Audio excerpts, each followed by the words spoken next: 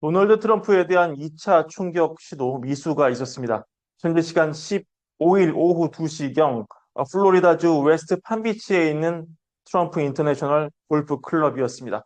사건 당시 트럼프는 골프를 치고 있었고 비밀 경호국 요원들이 경호를 하고 있었습니다.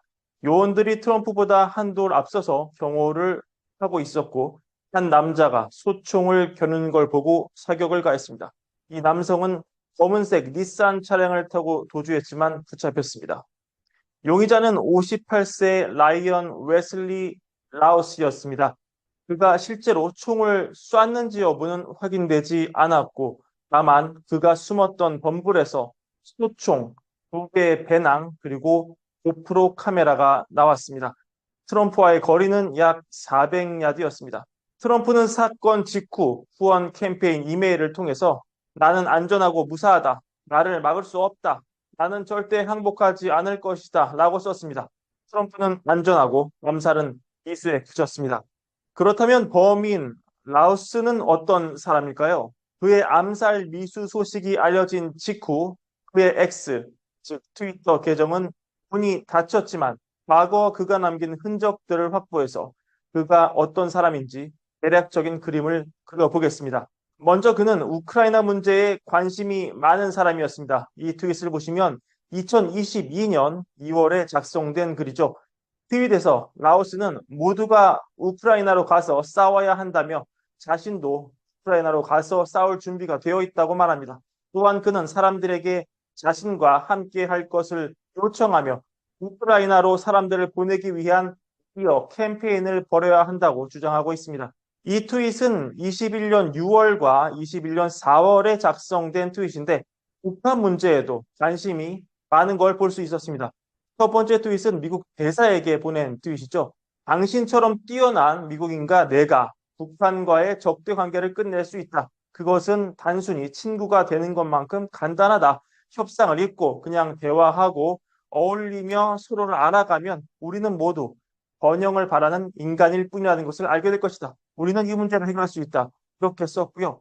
4월에는 당시 한국 외교부 장관이었던 강경화 전 장관에게 트윗을 남긴 것으로 보입니다. 장경화님, 나는 당신이 북한 외무장관이 아니라고 본다.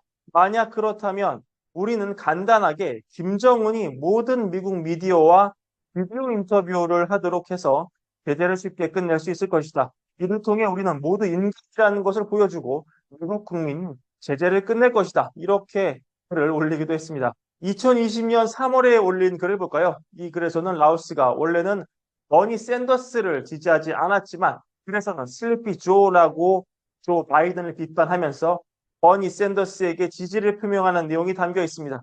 그래서는 샌더스에게 끝까지 싸우라 격려하는 메시지도 있습니다. 그러다가 올해 1월에 올린 글에서는 또 이 니키 헤일리를 지지하는 모습을 보이는데요.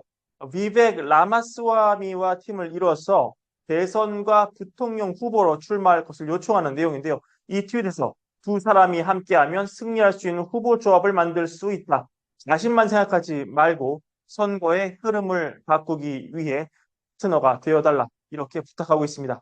가장 관심이 몰리는 트윗은 바로 이것일 겁니다. 2020년 6월 11일에 작성된 글입니다. 한때 나와 전 세계는 트럼프 대통령이 후보 때보다 더 다르고 나은 사람이 되기를 바랬지만 우리는 모두 크게 실망했다.